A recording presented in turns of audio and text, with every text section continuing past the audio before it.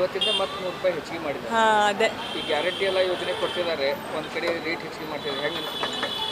ಅದೇ ಪ್ರಾಬ್ಲಮ್ ಆಗತ್ತೆ ಒಬ್ಬೊಬ್ಬರಿಗೆ. ಅದೇ ಸ್ವಲ್ಪ ಪ್ರೈಸ್ ಕಮ್ಮಿ ಮಾಡ್ತಾವ. ಅಲ್ಲ, ಬೆಲೆ ಏರಿಕೆ ಕಡಿಮೆ ಮಾಡೋ ಸಲುವಾಗಿ ಎಲ್ಲರಿಗೂ ₹2,000 ಕೊಟ್ಟರು. ಈಗ ಮತ್ತೆ ಪೆಟ್ರೋಲ್ ರೇಟ್ ಎಲ್ಲ ಹೆಚ್ಚಿಗೆ ಮಾಡ್ತಿದ್ದಾರೆ. ಇದ್ರ ಬಗ್ಗೆ ನಿಮ್ಮ ಅನಿಸಿಕೆ ಏನು ಹೇಳ್ತೀರಿ ಸರ್ಕಾರಕ್ಕೆ? ಏನು ಅವರೇ ನೋಡ್ಬೇಕು, ಇನ್ನು ಗೊತ್ತಿಲ್ಲ. ನಿಮ್ಮ ಹೆಸರು ಏನು? ಅಂಕಿತಾ. ಈಗ ಪೆಟ್ರೋಲ್ ರೇಟ್ ಹೆಚ್ಚಿಗೆ ಆಗೈತೆ, ಏನು ಹೇಳ್ತೀರಿ ಸರ್ಕಾರಕ್ಕೆ? ಸರ್, ಸರ್ಕಾರ ಕೇಳೋದೇನೈತ್ರಿ, ₹2,000 3 ಗೃಹ ಜ್ಯೋತಿ ಅಂತ ನಾವು ಕೊಟ್ಟರು, ಎಲ್ಲ ಕೊಟ್ಟರು. ಇವೆಲ್ಲ ಕೊಟ್ಟ ನಂತರ ಏನು ಮಾಡ್ಯಾರ, ಅವೆಲ್ಲನೂ ದುಡ್ಡನ್ನು ಇದಾ ಮಾಡಿಬಿಟ್ಟಾರೆ. ಏನ್ರಿ, ಇಲ್ಲಿ ಪೆಟ್ರೋಲ್ ರೇಟ್ ನಮ್ಮ ಕಡೆಯಿಂದ ಇಲ್ಲೇ ತೊಗೊಳೋದು, ಅಲ್ಲಿ ಕೊಡೋದು ಮಾಡಿದ್ರೆ ಇದನ್ನು ಸರ್ಕಾರ ಇದು ಜನಸಾಮಾನ್ಯರಿಗೆ ಪ್ರಾಬ್ಲಮ್ ಆಗತೈತ್ರಿ. ಈಗ ಒಬ್ಬ ದಿನ ದುಡಿಯೋ ಮನುಷ್ಯಾಗ ಪೆಟ್ರೋಲ್ ಹಾಕಬೇಕು, ಗಾಡಿ ಮ್ಯಾಗ ಮಾಡ್ಬೇಕು, ಯಾವ ಕೆಲಸ ಮಾಡಿದ್ರು ಆ ರೊಕ್ಕವನ್ನು ಸರ್ಕಾರ ಯಾವ ರೀತಿಯಾಗಿ ಹೊಳೆ ತೊಗೋಬೇಕು ಸರ್? ಈಗ ಒಂದು ಕಡೆ ಕೊಡ್ತೈತಿ, ಒಂದು ಕಡೆ ಕಿತ್ಕೊಳ್ಳೈತಿ, ಅದನ್ನ ಮಾಡೈತ್ರಿ. ಮತ್ತು ಬೇರೆ ಏನು ಮಾಡೈತೆ ಅಂತ ಅನಿಸೈತ್ರಿ ನಿಮಗೆ? ಗ್ಯಾರಂಟಿ ಯೋಜನೆ ರೊಕ್ಕ ಹೊಂದ್ಸಕ್ಕೆ ಹಾಂ, ಅದು ನಾರ್ಮಲಾಗಿ ಯಾವುದೋ ಸಾಮಾನ್ಯ ಪ್ರಜೆಗೂ ಗೊತ್ತಾಗುತ್ತೆ ಅದು. ಅದನ್ನು ನಾವು ಬಾಯಿ ಬಿಟ್ಟು ಹೇಳುವಂಥ ಅವಶ್ಯಕತೆ ಬೀಳಂಗಿಲ್ಲಲ್ಲ ರೀ. ಈ ಹೆಣ್ಮಕ್ಳಿಗೆಲ್ಲ ಇದು ₹2,000 ಕೊಡ್ತಾರ. ಅಲ್ಲಿ 2,000 ಕೊಟ್ಟಾರ ಸರ್. ಬಾಂಡ್ ರೇಟ್ ₹100 500 ಆಗ್ಯದ ರೀ. ನೋಡಿರಿ ನೀವು, ಪೆಟ್ರೋಲ್ ರೇಟ್ 98 ಇತ್ತು, ಇವತ್ತು ಯಾಕೆ ಮಾಡ್ಯಾರ ನೋಡ್ರಿ, ಇಲ್ಲೇ ಐತೆ ನಿಮ್ಗೆ ಗೊತ್ತಾಗತ್ತೆ. 102 ಮತ್ತು ಇವತ್ತು ₹3 ಎಕ್ಸ್ಟ್ರಾ. ಈ ಗಾಡಿ ಎಲ್ಲ ರೇಟ್ ಹೆಚ್ಚಿಗೆ ಮಾಡ್ಕೊಂಡು ಸರ್, ಗಾಡಿ ಮತ್ತು ನಮ್ಮ ರೆಗ್ಯುಲರ್ ಕೆಲಸ ನಡಿಬೇಕಾದ್ರೆ ನಾವು ಮಾಡಬೇಕಲ್ರಿ.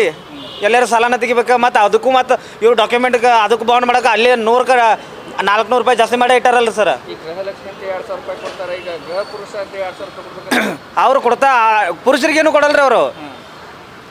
ಇದು ಎಲ್ಲ ಇದನ್ನು ಮಾತಾಡೋದಕ್ಕೆ ಹೆಂಗೆ ಅನಿಸ್ತೈತೆ ಅಂದ್ರೆ ರೀ, ಈಗ ಜನಸಾಮಾನ್ಯರಿಗೆ ನೀವು ಡೈಲಿ ಬೆಳಗ್ಗೆ 5 ಗಂಟೆಗೆ ಸರ್, ಈ ಟೈಮ್ ಒಳಗೆ ನೀವು ಇಲ್ಲಿ ಪೆಟ್ರೋಲ್ ಪಂಪಲ್ಲಿ ವಿಸಿಟ್ ಮಾಡಿರೋ ಗೊತ್ತಾಗತ್ತೆ ನಿಮಗೆ.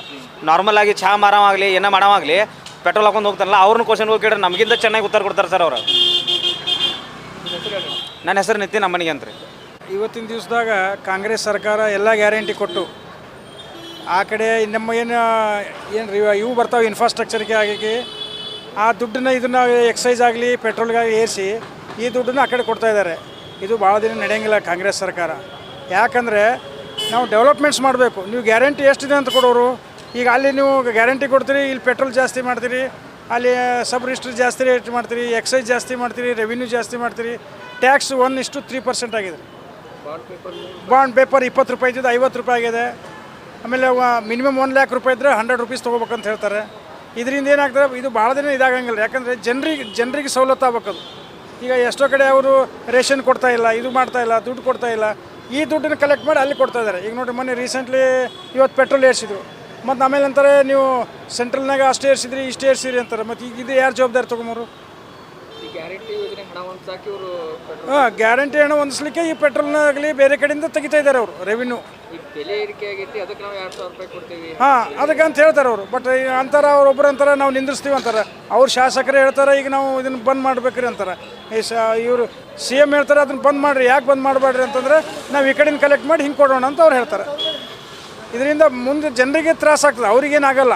ಜನಸಾಮಾನ್ಯರಿಗೆ ಕನ್ಸ್ಯೂಮರ್ ಅಂತೆ ಡೈಲಿ ಓಡಾಡೋರಿಗೆ ಪೆಟ್ರೋಲ್ ಆಗಲಿ ದಿನಸಿದಿಗೆ ಇವತ್ತು ನೋಡಿ, ಇವತ್ತು ನಾವೆಲ್ಲ ಮಾರ್ಕೆಟ್ನಾಗ ಹೋಗಿ ಬಂದ್ವಿ, ಎಲ್ಲ ರೇಟ್ ಹೈಕ್ ಆಗಿಬಿಟ್ಟದೆ. ಎಲ್ಲ ರೇಟ್ ಹೈಕದ. ಇವತ್ತು ಟೊಮೊಟೊ ₹100 ಆಗಿದೆ ರೀ. ನಾವು ₹20-30 ಇದ್ದದ್ದು ಈಗ ನಾವು ಅಲ್ಲಿಂದ ಮಾರ್ಕೆಟಿಂದ ಬಂದೆ, ಎಲ್ಲ ರೇಟ್ ಹೈಕ್ ಮಾಡಿಬಿಟ್ಟ. ಇದಾಗಿ ಸರ್ಕಾರಕ್ಕೆ ಇದೇನು ಭಾಳ ದಿನ ನಡೆಯಂಗಿಲ್ಲ. ಹಿಂಗೆ ಮಾಡಿದರೆ ಜನರಿಗೆ ತ್ರಾಸ ಆಗ್ತದೆ. ಆಮೇಲೆ ನೀವು ಕೊಡೋಂಥ ಗ್ಯಾರಂಟಿಗಳಿಗೋಸ್ಕರ ನೀವು ಇಂಡೈರೆಕ್ಟ್ಲಿ ತೊಗೊಂಡು ಆ ಕಡೆ ಗ್ಯಾರಂಟಿ ನೀವು ಮಾಡ್ಬೇಕಾದ್ರೆ ಏನು ನಡೆಯಂಗಿಲ್ಲ ಭಾಳ ದಿನ. ಹಿಂಗಾಗಿ ಮತ್ತು ಮೊನ್ನೆ ಇದರಲ್ಲಿ ಸುಧಾ ಗ್ಯಾರಂಟಿಗೂ ಅದು ಕೆಲಸ ಆಗಲಿಲ್ಲ. Ashok Deshpande, TV centre, Belagavi. Petrol rate ಹೆಚ್ಚಿಗೆ ಆಗೈತಿ, ₹3 ಹೆಚ್ಚಿಗೆ ಆಗೈತಿ. ಇನ್ನೂ ₹30 ಹೆಚ್ಚಿಗೆ ಆದರೂ BJP ಸರ್ಕಾರನ, ರಾಜ್ಯ ಸರ್ಕಾರ ಹೆಚ್ಚಿಗೆ ಮಾಡೈತಿ. ಈಗ ಮತ್ತೆಲ್ಲ ಇದು ಫ್ರೀ ಸ್ಕೀಮ್ಸ್ ಕೊಟ್ಟಾರಲ್ಲ ರೀ, ಇದು ರೊಕ್ಕ ಹೆಂಗಾರ ತಿಕ್ಕೋಬೇಕಲ್ಲ, ಅದ್ರ ಸಂಬಂಧ ಈ ಗ್ಯಾರಂಟಿ ಯೋಜನೆಗಳೆಲ್ಲ ತಿಕ್ಕೋಬೇಕಂತೇಳಿ ಇದೊಂದು ಹಳೆಯಲ್ಲ ಮಗಳ ಗಂಟ ಒಂದು ಸ್ಕೀಮ್. ಇದೊಂದು ಎಲ್ಲ ಖಾಲಿ ಆಗೈತ್ರಲ್ಲ. ಎಲ್ಲ ಅವರು ಇದನ್ನು SC ST ಶೆಡ್ಯೂಲ್ ಕಾಸ್ಟ್ ಮಂದಿದ್ದು ಏನು ಅಮೌಂಟ್ ಫಂಡ್ಸ್ ಅದಾವಲ್ಲ ಅವೆಲ್ಲ ಯೂಸ್ ಮಾಡಿಕೊಂಡು ಎಲ್ಲ ಗ್ಯಾರಂಟಿಗಳಿಗೆ ತುಂಬಿಸಾಕತ್ತಾರು. ಮತ್ತು ಹಿಂಗೆ ರೊಕ್ಕ ತಿಕ್ಕೊಳ್ಳೋದು ಪ್ಲ್ಯಾನ್ ಐತಿ ಇವ್ರದ್ದು.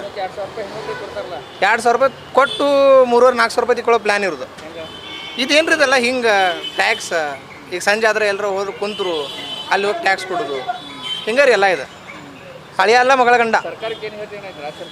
ಸರ್ಕಾರ ಏಕ ನಂಬರ್ ಫಾಲ್ತು ಐತ್ರಿ, ಫಾಲ್ತು ಸರ್ಕಾರ. ಪೆಟ್ರೋಲ್ ಹಿಂಗೆ ಹೆಚ್ಚಿಗೆ ಮಾಡ್ಕೊಂಡು ಹೋಗಾರ ಇವ್ರ. ಪೆಟ್ರೋಲ್ ಬಿಡ್ರಿ, ಈಗ ₹3 ಹೆಚ್ಚಿಗೆ ಆಗೈತಿ. ₹2,000 ಈ ಗ್ಯಾರಂಟಿಗಳು ಕೊಟ್ಟು ಬೇರೆ ಕಡೆಯಿಂದ ರೊಕ್ಕ ತಿಳ್ಕೊಳ್ಳೋ ಪ್ಲ್ಯಾನ್ ಐತ್ರಿ ಇದು. ಎಲ್ಲ ಸ್ಟ್ಯಾಂಪ್ ಡ್ಯೂಟಿ ಹೆಚ್ಚಿಗೆ ಮಾಡ್ಯಾರ, ಎಲ್ಲ ಹೆಚ್ಚಿಗೆ ಮಾಡ್ಯಾರ. ಇಲೆಕ್ಟ್ರಿಸಿಟಿ ಬಿಲ್ ನೋಡ್ರಿ ಈ ತಿಂಗಳು ಎಲ್ಲರದು ಹೆಂಗೆ ಬರ್ತೈತೆ ನೋಡ್ರಿ. ಉಚಿತ ವಿದ್ಯುತ್ ಅಂತಾರು ಮತ್ತು ಅದ್ರಾಗ ಇದು ಮಾಡತ್ತೆ ಉಚಿತ ವಿದ್ಯುತ್ ರೆಸಿಡೆನ್ಷಿಯಲ್ಗೆ ಅಷ್ಟೇ ಕೊಟ್ಟಿದ್ದಾರೆ ರೀ. ಕಮರ್ಷಿಯಲ್ ಬಿಲ್ ನೋಡ್ರಿ ನೀವು, ಅಲ್ಲಿ ಉಚಿತ ಕೊಟ್ಟಿದ್ದೆಲ್ಲ ಕಮರ್ಷಿಯಲ್ ಬಿಲ್ದಾಗ ಹಚ್ಗೆ ಹಾಕೊಂಡು ತೊಗೊಳತ್ತಾರ. ಅಲ್ಲಿ ದುಪ್ಪಟ್ಟು. ಹಾಂ, ನಿಮ್ಮ ಹೆಸರು ಏನು? ರಘುವೀರ್ ಅಂತ. ಸರ್ಕಾರ ನೋಡ್ರಿ ಒಂದು ಕಡೆ ಕೊಡ್ತಾರೋ ಒಂದು ಕಡೆಗೆ ತೀಸ್ಕೊತಾರ. ಇವ್ರು ಕೆರೆ ನೀರನ್ನು ಕೆರೆಗೆ ಚೆಲ್ರಿ ಅಂತಾರಲ್ಲ, 2,000 ರೂಪಾಯಿ ಹೆಣ್ಮಕ್ಳಿಗೆ ಕೊಡ್ತಾರೋ. ಆಮೇಲೆ ಈಗ ನೋಡ್ರಿ ನಮಗೆ ಪೆಟ್ರೋಲ್ ರೇಟ್ ಎಲ್ಲ ಹೆಚ್ಚಿಗೆ ಮಾಡ್ಕೊತಾರೆ. ಇವ್ರು ಮೊದ್ಲಿಗೆ ಏನು ಹೇಳಿದ್ರು ಸರ್ಕಾರ ಅಂತಂದ್ರೆ, ಈಗ ನಿಮಗೆ ನಾವು ಬೆಲೆ ಏರಿಕೆ ಸ್ಥಿತಿ ಕೇಂದ್ರ ಸರ್ಕಾರ ಅದರಿಂದ ಜನರಿಗೆ ನಾವು ಸಹಾಯ ಮಾಡೋಕೆ ನಾವು ಗ್ಯಾರಂಟಿ ಯೋಜನೆ ಕೊಟ್ಟೇವಿ ಅಂತ ಹೇಳಿದರು.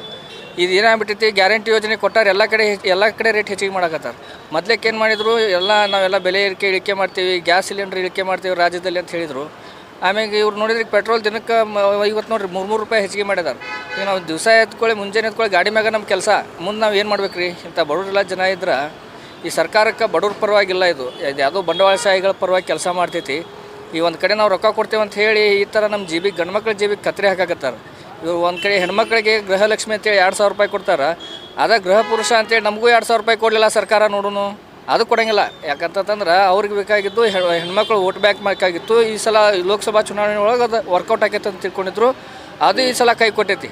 ಈಗ ನೋಡ್ರಿ ಅವ್ರ ಶಾಸಕರೇ ಹೇಳ್ತಾರೆ ಈ ಗ್ಯಾರಂಟಿ ಯೋಜನೆ ಬಂದ್ ಆಗ್ತಾವ.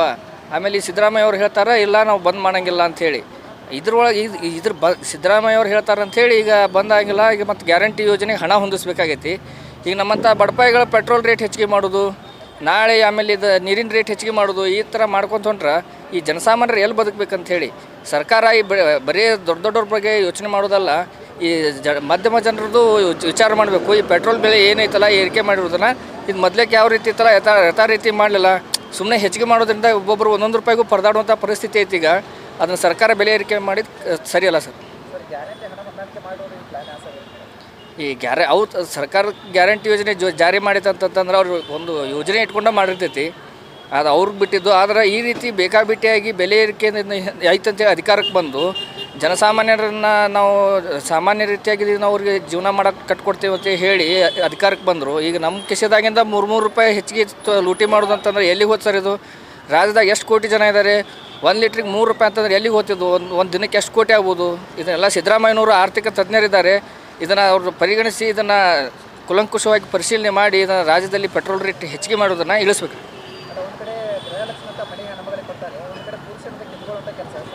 ಇದು ಮೊದಲಕ್ಕಿಂತ ಆಗ್ತಿದೆ ಸರ್, ಈಗಿಂದ ಅಂತಲ್ಲ. ಸರ್ಕಾರ ಬಂದು 1 ವರ್ಷ ಆಯಿತು, ಅವಾಗಿಂದನೂ ಅದೇ ರೀತಿ ಮಾಡ್ತಿದ್ದಾರೆ ಇವರು. 2,000 ರೂಪಾಯಿ ಕೊಟ್ಟರು, ಆಮೇಲೆ ಎಲ್ಲ ಬಸ್ಗೆಲ್ಲ ಹೆಣ್ಮಕ್ಳಿಗೆ ಫ್ರೀ ಮಾಡಿದರು. ಆ ರೊಕ್ಕನ ನಮ್ಮ ಗಂಡ್ಮಕ್ಳಿಗೆ ಕಿಸೆದಾಗಿಂದ ಕಿತ್ಕೊಳ್ತಾ ಇದ್ದಾರೆ ಅಷ್ಟೇ, ಮತ್ತೇನಿಲ್ಲ. ರಾಜ್ ಹಿರೇಮಠದ್ದು. ನ್ಯೂಸ್ ಫಸ್ಟ್ ನಿರ್ಭೀತಿಯಿಂದ ನಿಮ್ಮ ಪರವಾಗಿ.